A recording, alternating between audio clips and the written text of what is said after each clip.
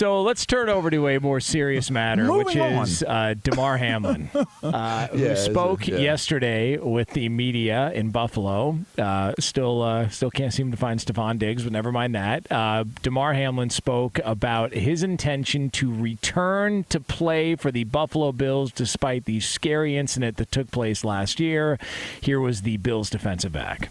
Over these last few months, I've been on a journey, and I've seen, some of the top professionals across the country. Their answers to me were pretty much all the same. They were the same. This event was life-changing, but it's not the end of my story. So I'm here to announce that I plan on making a comeback to the NFL. The diagnosis of pretty much what happened to me was basically commotio cordis. It's a direct blow at a specific point in your heartbeat that causes cardiac arrest. And 5 to 7 seconds later, you fall out. And that's pretty much what everyone's seen January 2nd of this year. And he's coming back. Dude, that is crazy, though. I mean, maybe we're just not in tune to it because of that game, being in prime time and obviously one of the most watched or anticipated games between Buffalo and Cincinnati. But, you're telling me in boxing, in UFC, that scenario hasn't played itself out more? It's such a rare, freakish incident.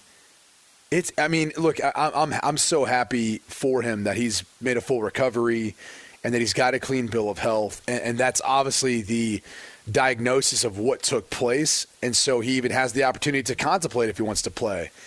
If I was him, though, I would have such a hard time thinking every time I hit someone that, this could happen again, right? That could, I don't know, man. It had to have been a scary, scary event for him to be able to now try to overcome that every time he puts on his pads and he goes to hit. Because it didn't seem like – it wasn't that violent of contact and a hit. It didn't seem like that much. And for that to happen, man, that'd be tough for me to mentally overcome. And it's also the fact that he pointed out that there's a delay and then you drop. So now anytime he makes contact – am I okay? You're waiting for it. Yeah, I don't know, man. I understand coming back from injuries and wanting, you tear up a knee or a shoulder or even, some other sort of an injury that you come back from. This one, though, that's just silent. That could be happen during the course of a special teams play or somebody, on a crackback block or something like that, or even just, the play that took place in this game that led to it. That would just be in the back of my mind for the rest of my career. I think it's simple, sensible, and easy to come to the conclusion that he should never play again.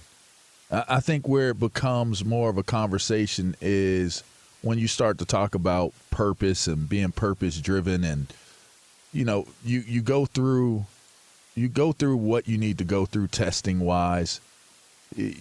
And then you have a decision that you have to make. And for me, I kind of fall on the side of if for him his passion is to get back out there on the field and to overcome all odds to be able to do it, then I feel like that becomes more of a story, a triumphant story in terms of how we should approach life. Life will knock you down. Life will cause you, to have setbacks and things that you have to overcome. And sometimes it's not the easiest thing. Sometimes it's complicated. Sometimes you can't really just comprehend it very, very easily as to why you would do something. Why is he risking it? But to me, I like it. I like the fact that he's, I got checked out. I did the test, multiple tests. Multiple people have told me. And if I have the opportunity while I am still at the age that I'm at and at the place that I am in life, that I have the ability and the opportunity to continue doing something that I love, that you don't get that back. I think it's a message that's been sorely missing from our society lately. Yeah. I really do. Sometimes you got to persevere. Sometimes you got to push through, things that will alter your life. And this is a life-altering thing.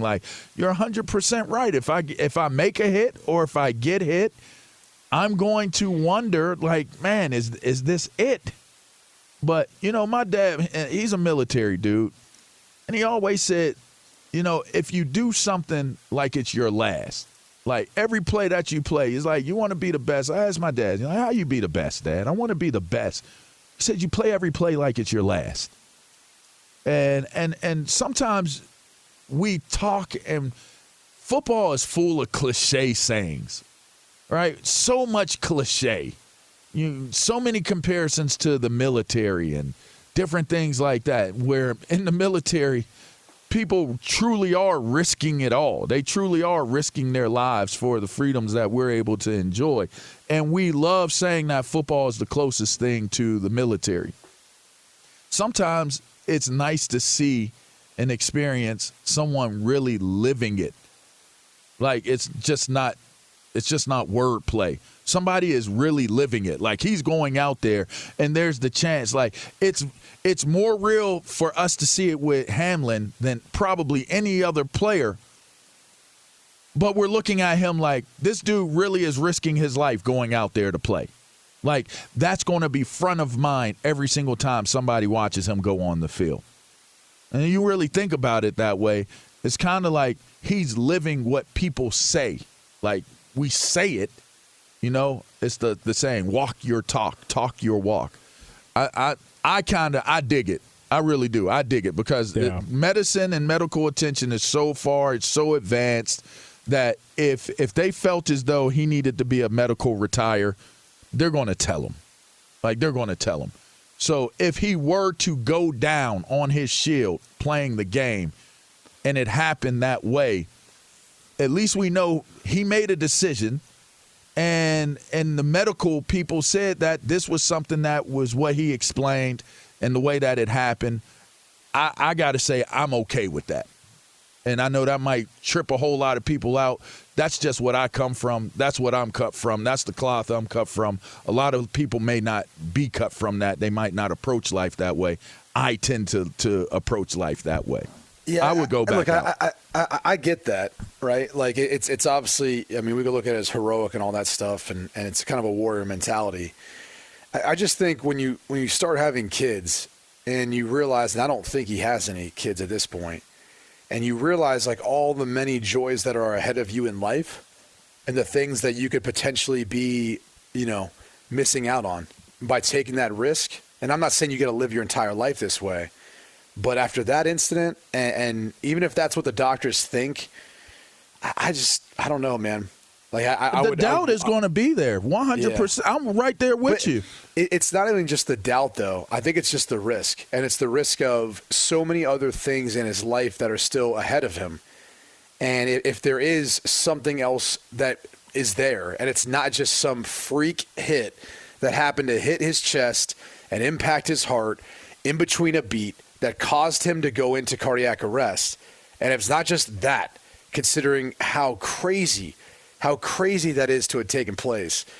That's what goes through my mind. Yeah. Like, having a chance. When I look at my kids, I'm always like, man, when you think of all the different things that you could have hurt yourself or what you could have done wrong and the dumb stuff you did maybe when you were younger, you're like, man, it's just, it wasn't worth it. It's not worth the risk. And not getting to experience, being a dad and one day being a grandfather and all those things that come along with it. So, I'm sure he's thought long and hard about this. I think one of the best things about it, forget about playing football for a second, he's drawn attention to people who, like, I think when that happened, everyone looked around and were like, it happens. Well, no, not that. They were aware of saying, I need to get CPR certified. Right. Like, am I CPR certified? Could I administer CPR if I needed to?